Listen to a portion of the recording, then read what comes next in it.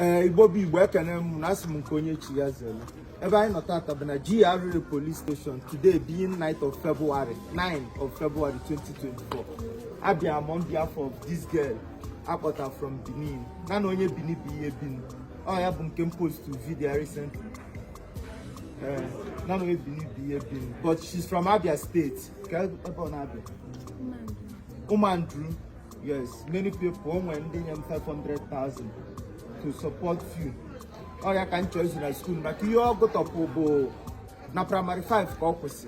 So I want to send her back to school. Man, I'm money on Obama bureau. So I'm gonna send her now to Bayelsa.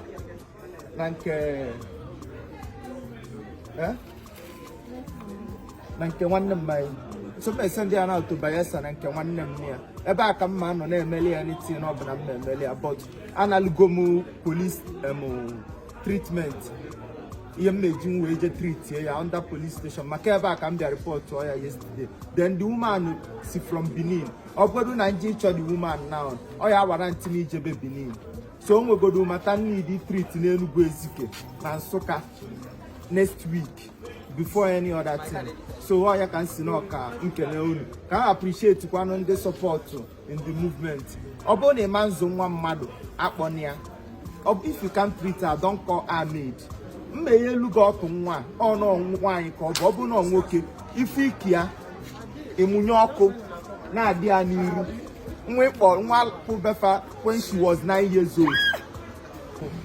Actually, case, thank you when they send the mail. Oh, thank you. Thank you. Yes. Imana, onwe ki city kata mmadu ihe. Ona emezi mumu. Inwe ki esi matrit kata obele nwa. Ona emezi mumu. Etinye gi amumu na aru.